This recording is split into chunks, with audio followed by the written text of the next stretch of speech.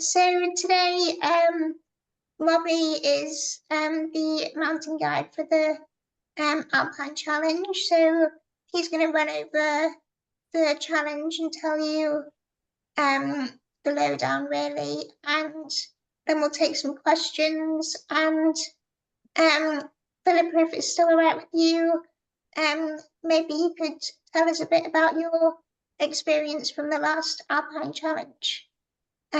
Does that sound okay with everyone? Perfect. I'll hand over to Robbie. All right, I'll share my screen. We have rehearsed this, Belle and I, so this should be absolutely flawless in every way. Here we go.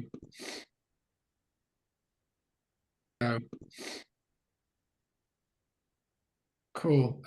Hopefully that's coming up on everybody's screen. Is that showing, Yeah. Belle? Yeah. I don't know if it's full screen, but we can work around it.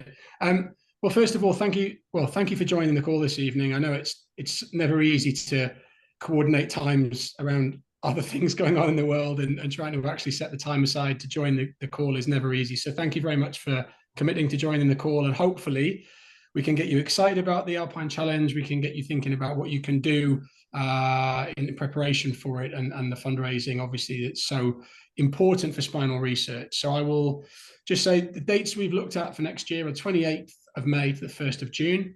So that'll be a 4-night trip, 3 days in the Chamonix Valley or near the Chamonix Valley.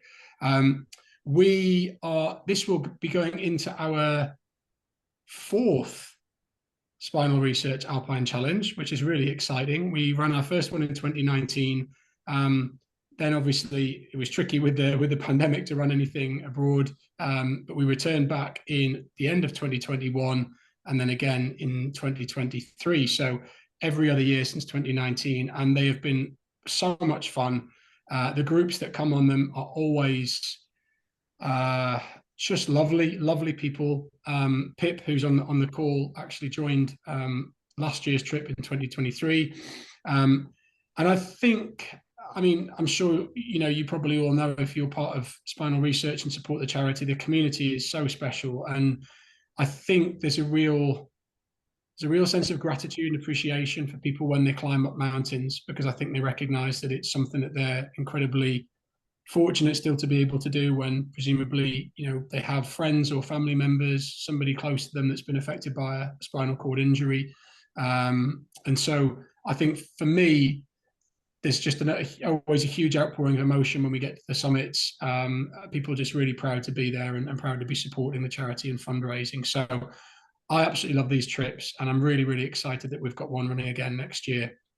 Diving into the detail of the trip, hopefully this will update. Are you seeing the itinerary now, Belle? Is that coming up okay? Yeah. So this, we've done, previous to this, we've done the Alpine 3 Peaks Challenge, which has been 3 peaks, 3 countries, 3 days. So a peak in France, a peak in Italy, and a peak in Switzerland. And you come back down every day to the Alpine Chalet, 3-course meal. So it's this lovely blend of feeling like you're getting really well looked after, and it's genuinely a nice experience, a nice trip to be a part of. But also there's the fundraising element, which is linked to the challenge of climbing up a summit in each of the 3 countries. Upon not demand, I would say, but a preference from people that have been on the trip previously, they said, this was really cool, but would we be able to spend 1 night in a mountain refuge? To which, of course, I said yes, because it's so much fun.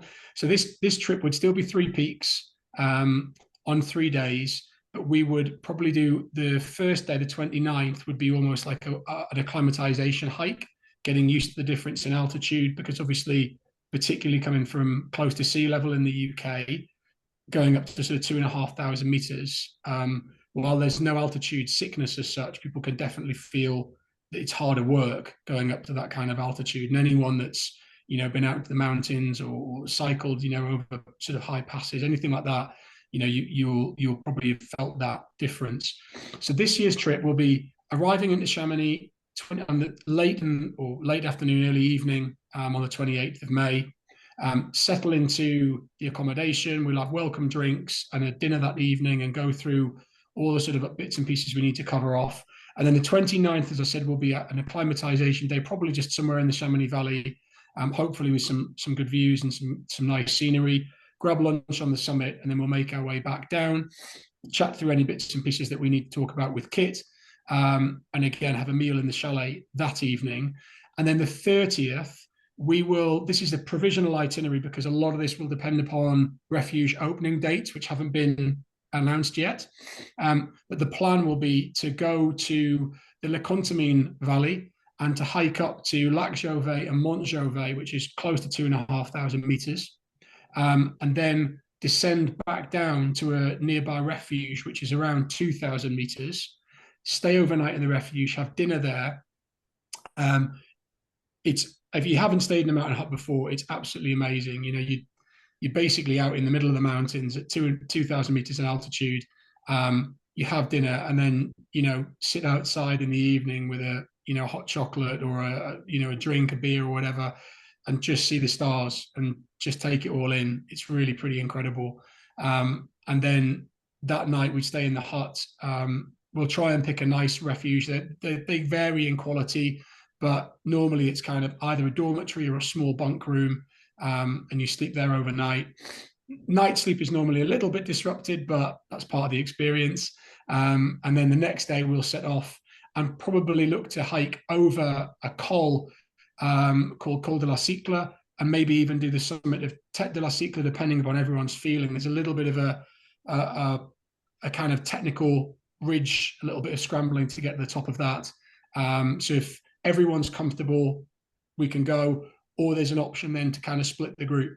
Some people can go up to the scramble onto the summit. Some people can stay at the col, and then we meet back up again and descend back down, and eventually work all the way back down to Le Contamine. And then that afternoon, we'll transfer back to the Chamonix Valley, back to the chalet.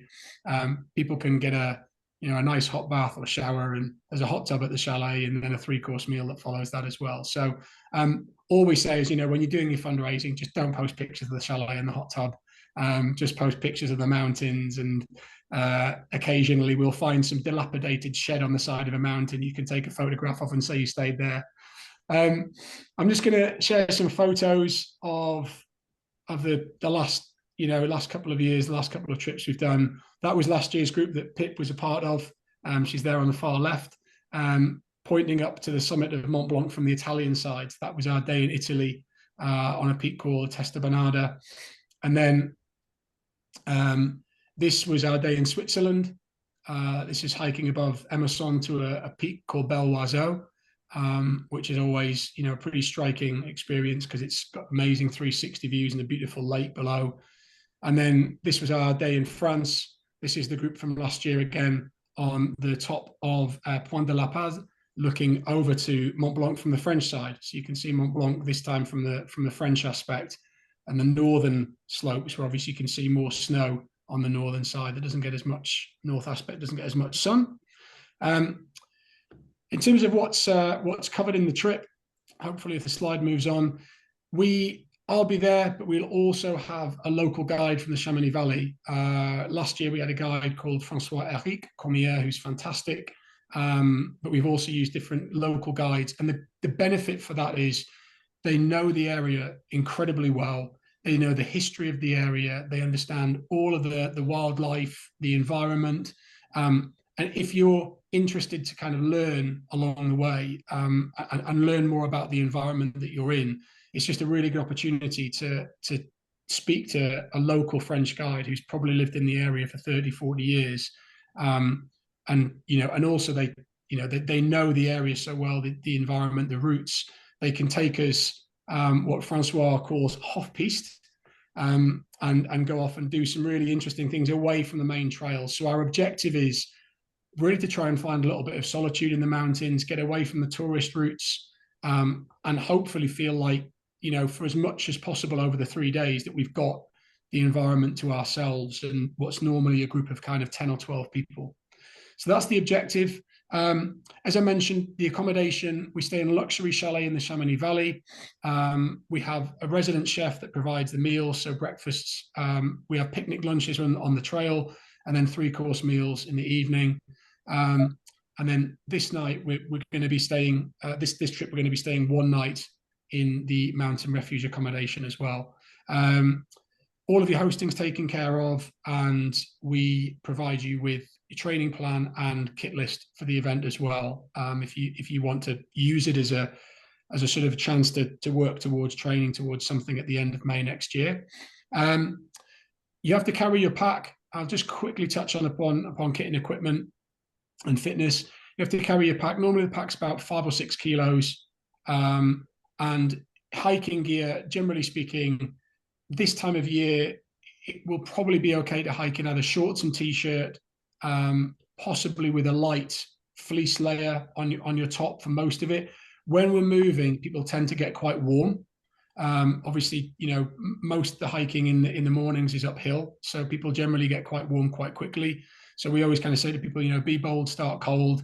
You don't want to be kind of going 5 minutes in and peeling off your down jacket and your layers because you've overheated. So generally speaking, shorts, t-shirt. We do recommend hiking boots, just because they've got better ankle protection, and if there's any residual snow, which this time of year, late May, early June, there'll probably still be quite a lot of snow hanging around. So we always recommend hiking boots are better, because again, that little bit of height means there's less likely snow to get into your footwear and get feet wet and cold. So that's important. We always recommend you bring a good waterproof layer. Again, we hope the weather's going to be amazing like it normally is in these months, but we obviously do get quick changes in the weather, and sometimes rain can come in pretty fast, and at that point just being able to stick on a warmer layer and a waterproof really makes a difference. As I said, I'll send you over a full kit list, but generally speaking, the majority of things that you will need, people generally have if they get out and exercise quite regularly. There might be a couple of things, like some people need to buy a better fitting backpack, or they need to buy a better quality waterproof, or a pair of hiking boots. If you're really experienced in the mountains, we do say you can sometimes wear like trail running shoes, but I would say for this event particularly, because of the dates that it's on, I will definitely be wearing boots for this, because I think there'll still be quite a lot of snow sitting around at about 2,000 meters and above. If we think we're going to be crossing a lot of snow, we'll provide you with micro spikes. If no one's seen them before, they're just like a really nice little fitting crampon that can just go over your foot, over your shoe, and give you a little bit of extra traction on the snow. So we'll provide those if we think we need them. If the snow's soft, we don't need them, but if it's still quite icy, it's good to have. And then training fitness wise, it's really, really tricky to say how fit you need to be, because it's very different to what a lot of people do. The best training for getting out and doing hiking in the mountains is hiking in the mountains, but I appreciate it's not always easy to find hills. So I'd say if you could run a 10K, a half marathon relatively comfortably, or hike all day for 5, 6, 7 hours, 3 days back to back, that's the kind of fitness level that you'll probably need for this trip. It doesn't mean to say you need to be fast, because people say a half marathon and people think about running. You don't have to do it quickly. You just need to be able to keep going. And I'll let Pip in a little while, because she came on the trip last year. She'll be a good person to speak about, one, how she found it generally and the fitness that she felt she needed. And secondly, I think Pip can probably speak a little bit about the fundraising that she's done as well, and obviously her connections to spinal research and the reason why she came on the trip, and her connection with spinal cord injury. So I'd be really happy to take any questions at this point, or again, we can hand over to Pip Bell and let her talk about her experience, and then maybe that'll prompt some questions at the end. Yeah. Does anyone have any questions, or should we go straight to Pip? No, good. I'll stop sharing my screen and then we. Pip, over to you. Hi, I'm Pip. So yeah, it's really lovely to meet you. I have quite a long history with spinal cord, with spinal research. So I'm a research scientist. spinal research funded my PhD far too many years ago, about 15 years ago.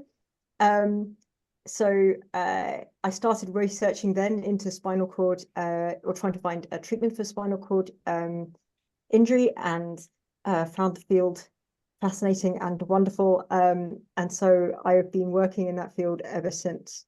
So I'm currently now have my own lab in King's College London. Still trying to find treatments for spinal cord injury. And in fact, the work that I did in my PhD is now being moved into clinical trial at the moment. So we really are working with spinal research in some fantastic projects that really will, we hope, make a big difference to patients.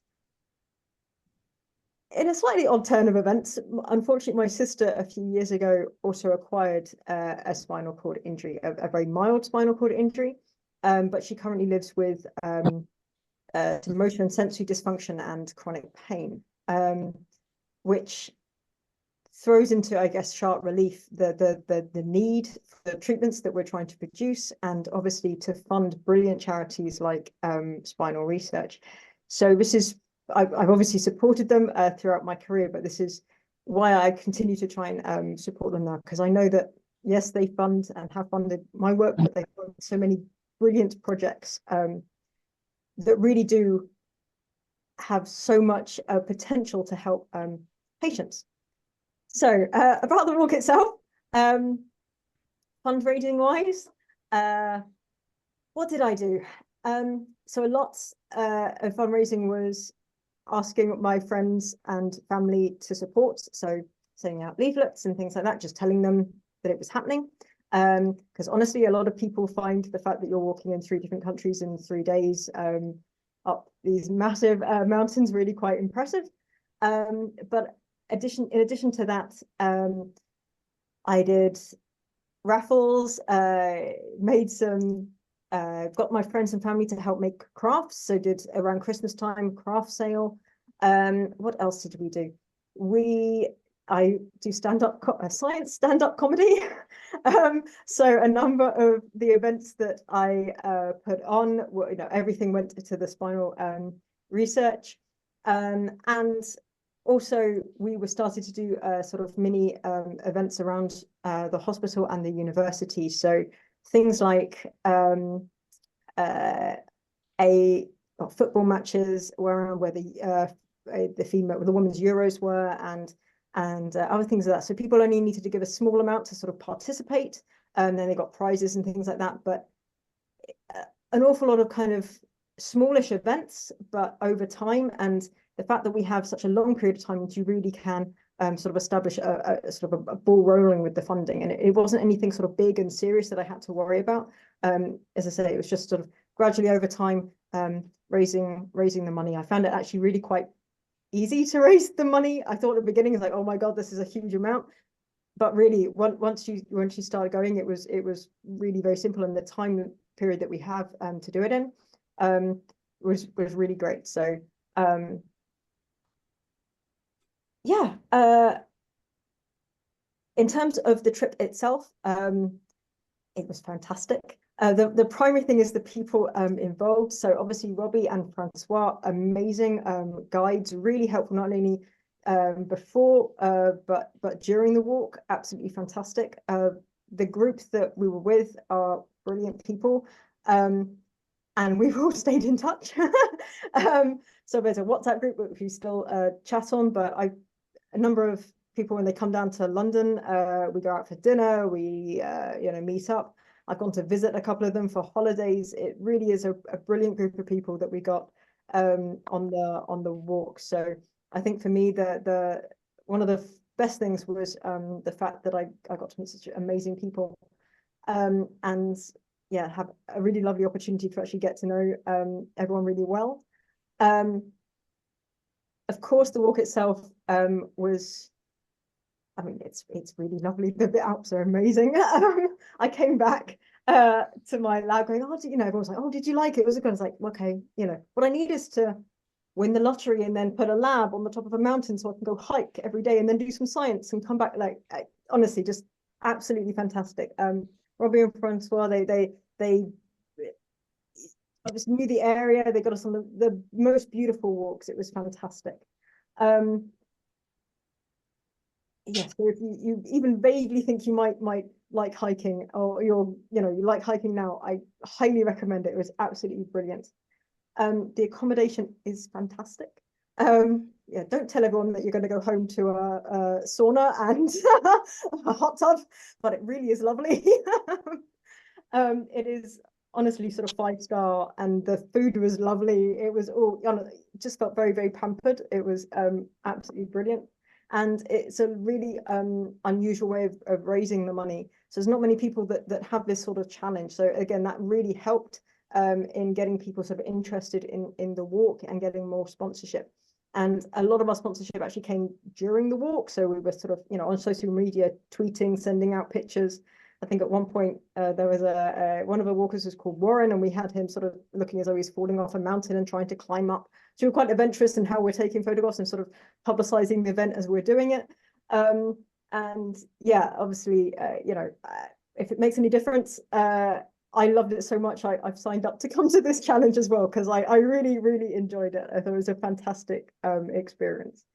So yeah, if there aren't any questions, obviously Robbie is the expert, but yeah, I'm happy to answer anything that you also want to ask.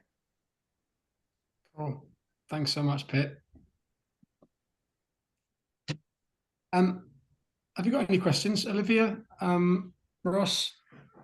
Yeah, a very basic one. Obviously, what's the fundraising target per person, and what are the costs that we pay kind of separately, privately, to making sure all the money that's raised goes towards the charity? Sorry if the numbers are out there, but No, not at all. It's a very sensible and obvious question. I'll let Belle or Suzanne pick up on that. So the fundraising target is 1,950 pounds. Then what was the second half of your question? What are the costs that we pay for to cover the trip? So the reg fee is £800. And then am I right in thinking you then have to get your Got to own get kit ourselves and stuff? there as well, I suppose. Yeah, and get Yeah, yourself so- there. So kits and flights and stuff.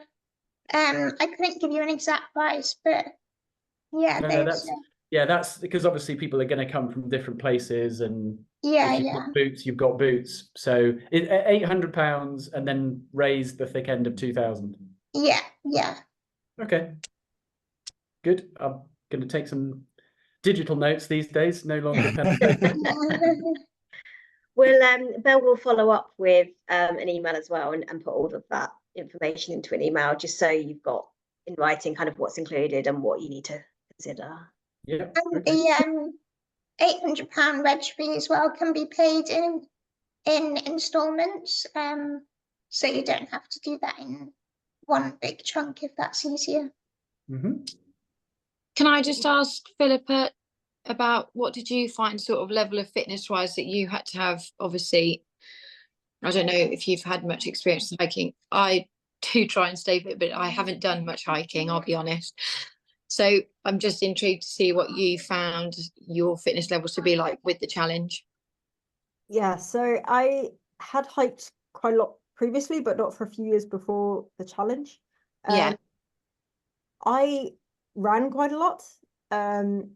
So I had a reasonable baseline of cardio fitness, but I found that the key thing was to, it would have been lovely if I lived somewhere near some hills, but I don't.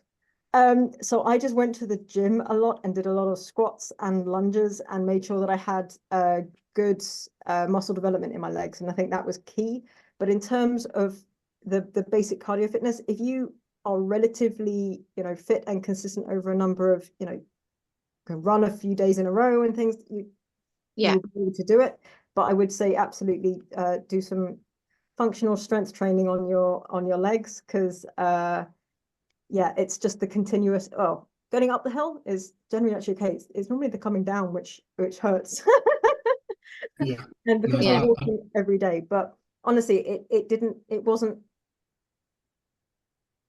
I wasn't at the end of the day hurting or in pain. It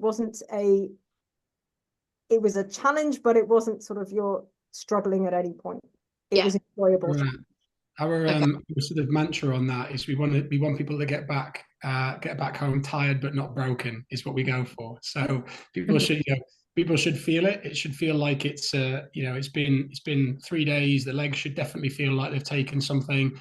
But what we don't want is people kind of rolling back into their house, with kind of they can't move. And so it's not that kind of challenge. It's so yeah, I mean, to give you a sort of an equivalent, if you were to do something in the UK.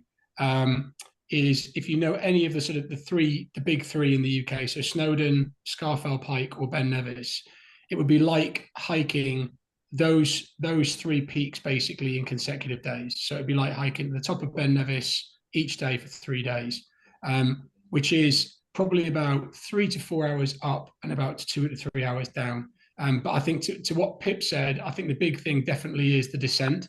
And I think Pip's advice there on doing muscle development is really, really good, because a lot of people work on purely on the cardio side. And then, as Pip said, the descent, people really find that, there's a lot going through the quads.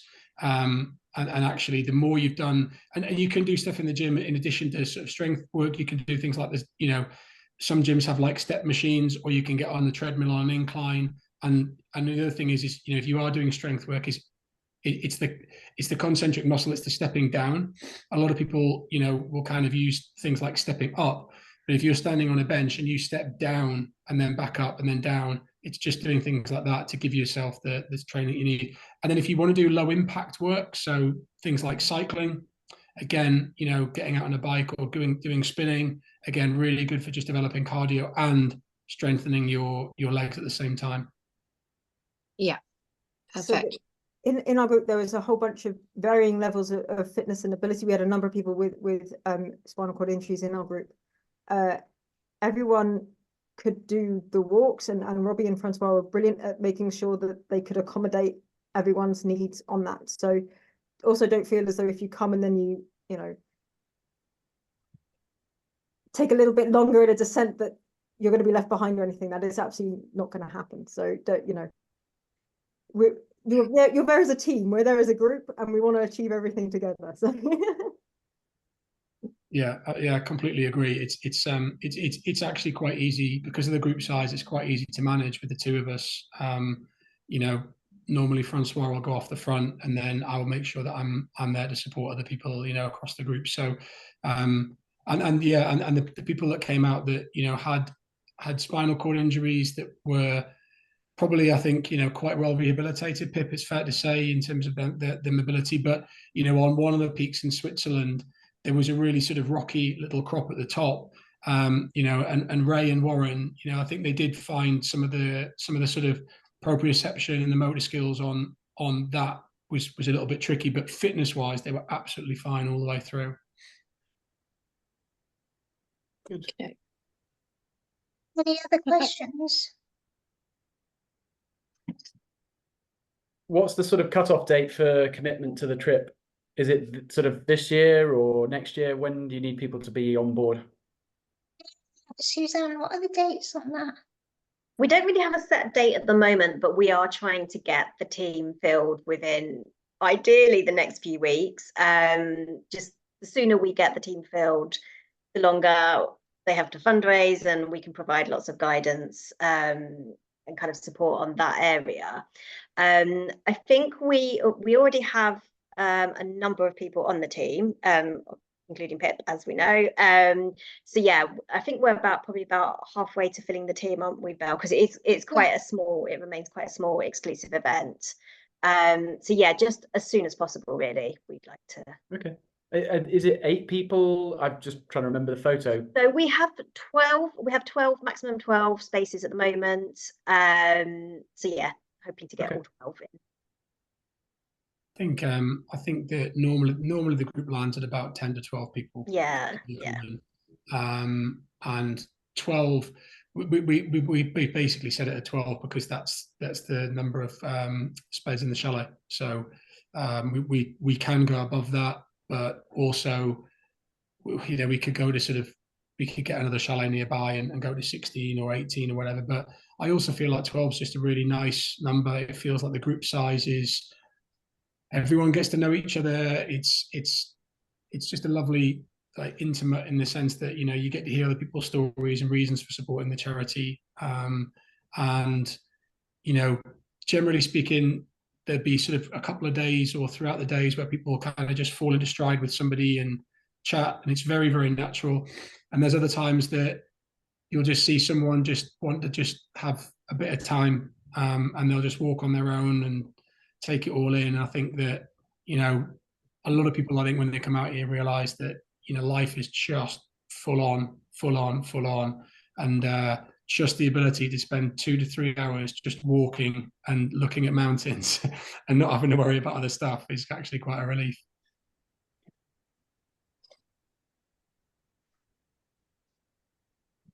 So any other questions? No. No, good from me. Thanks, team. Olivia, Yeah. Ross, can I just ask you, you're just out of curiosity, really, your connections to spinal research and why you would be looking to fundraise? Ladies first. Thank you. My brother actually had a spinal cord injury many years ago now, but since then my family and I have tried to do several different fundraising events. So we've run the marathon quite a few times, did the Great North Run last year. Yeah, and next year is actually what would have been my brother's 40th birthday. He's no longer with us anymore.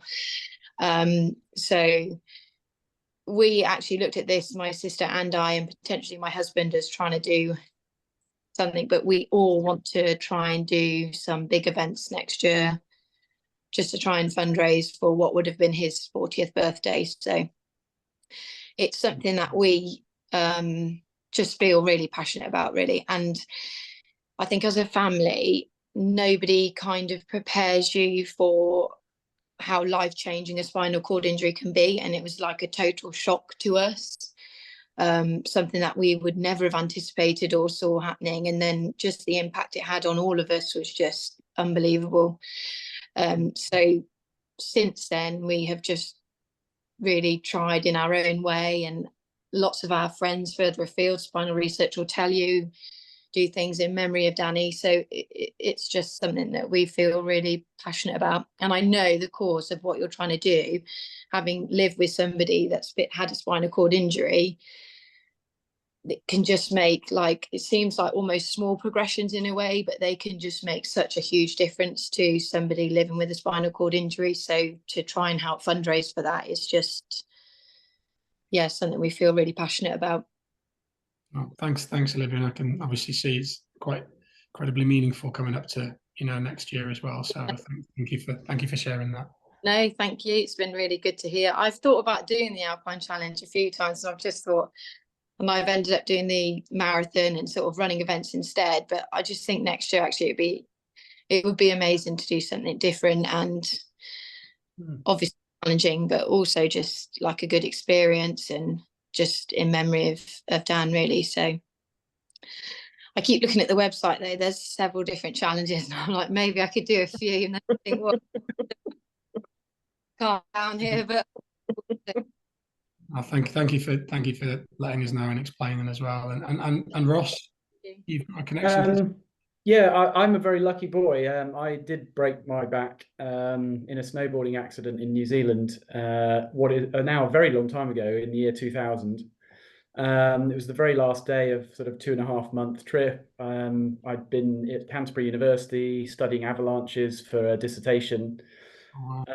And was having put myself through all of the danger of, you know, setting off avalanches and doing all that sort of stuff, high alpine. I then had this accident on the very last day. I'm sure there's a technical name for it, but the sort of bridging device with the big screws going into the vertebrae and everything. And then luckily 12 days after surgery, I flew home, albeit in quite a lot of pain, from New Zealand all the way back to England. And managed to do my final year at university, obviously without playing rugby and all the other stuff. And I realised how lucky I was, because I recovered in the Burwood spinal unit in Christchurch, and 70% of the people in there would never walk again. lots of people in halo devices around their necks. And it made me start thinking, you know, why can you obliterate your legs in a car accident, have it all pinned, and then kind of go back to normal? But spinal cords just refuse to heal in that same way. So, yeah, I was a sort of scientist, and it appealed to me a lot to kind of get to the source of the problem, rather than raising money, you know, for more wheelchairs. It was a case of actually, if we can fix spinal cords, we might not need wheelchairs, or at least a lot less of them. So that's why I chose spinal research over any other charity.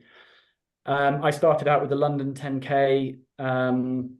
You only have so many friends and colleagues, so I then had to go and do the London Olympic triathlon to sort of say, look, please give me more money, I'm doing something more difficult. And eventually that escalated as far as the Ironman, which I've done a few times. Sadly, I haven't time or whatever to do that sort of training anymore. So when you're talking about, you know, what you've got to do to be fit enough, I thought, oh, there was a time where I'd have been fine with that. now I'm going to have to get off my desk chair and go and get fit again. So yeah, I thought this, you know, a bit like Livia, it's different from just going for a run around London or whatever, to go and do something, you know, in that lovely alpine environment, which I did love so much. From my research, just it seemed like a great opportunity. And I hosted a golf tournament earlier this year and raised money for spinal research, and it just sort of got the momentum going again for doing some more fundraising. So yeah, that's it for me. Okay, thanks Ross, that's really, yeah, fascinating and fortunate as well that you were able to recover from that, because we had somebody out a little while ago actually who'd had a skiing accident, and you know, they unfortunately couldn't make that kind of recovery. So yeah, well, thank you both for sharing that. And yeah, it's as I said, you know, at the start, really, I think one of the special things is, and I think there's certain charities that just carry, you know, a huge amount of weight, because people support them for very, very personal reasons, and normally very emotionally salient reasons.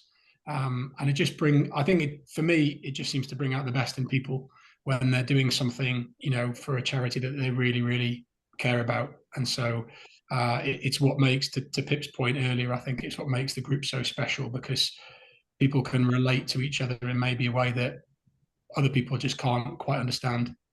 So yeah. Cool. Does anyone else have any other questions? No? No. Good, thanks, Bill. It's been Good, so nice to meet you guys. And you. Likewise. Thank you very much for arranging it. No, thank you. Thank you, Robbie, and thank you, Pip, as well. Not at all. Always a pleasure, Belle. And yeah, likewise. It's great to meet everyone, and we will let you get back to your evenings.